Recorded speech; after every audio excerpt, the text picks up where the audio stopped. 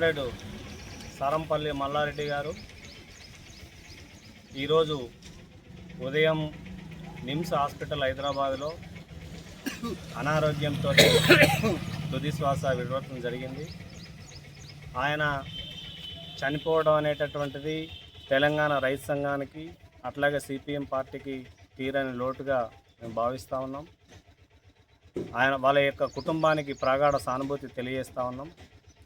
ఎందుకంటే ఆయన జీవిత చరిత్ర చూసినట్లయితే వరంగల్ జిల్లాలో 1939లో జన్మించి అంచెలంచెలుగా ఎదుగుతూ గ్రామ సర్పంచ్ స్థాయి నుంచి ఈరోజు అఖిల భారత స్థాయి వరకు మంచి మేధావిగా పేరు పొందినటువంటి వ్యక్తి.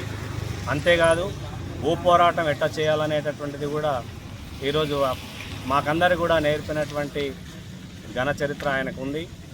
అంతేకాకుండా ఈ రాష్ట్రంలో ఈ దేశంలో వ్యవసాయ రంగం మీద వస్తున్నటువంటి పరిస్థితులు ఎప్పటికప్పుడు అధ్యయనం చేస్తూ మాకందరికీ కూడా ఈ రకంగా మీరు చేయాలని చెప్పేటటువంటి మేధావి. అట్లాగే ఈరోజు పత్రికలకు కానీ విలేకరులకు కానీ ప్రభుత్వానికి కావాల్సినటువంటి ఎప్పటికప్పుడు రాతపూర్వకంగా కూడా ప్రభుత్వానికి కూడా తెలియజేసేటటువంటి నాయకుడు.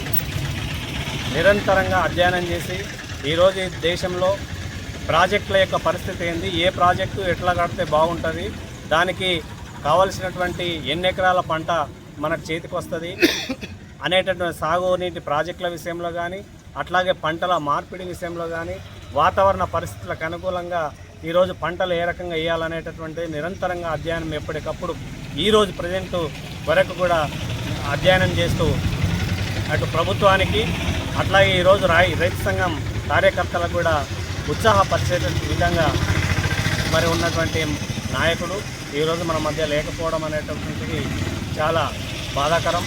కాబట్టి ఆయన మరణం వృధా కాదు. ఆయన తీసుకున్నటువంటి ఆశయాల్ని భవిష్యత్తులో మేమందరం కూడా కొనసాగిస్తామని వారి యొక్క కుటుంబానికి ప్రగాఢ సానుభూతి తెలియజేస్తూ నివాళులర్పిస్తాం.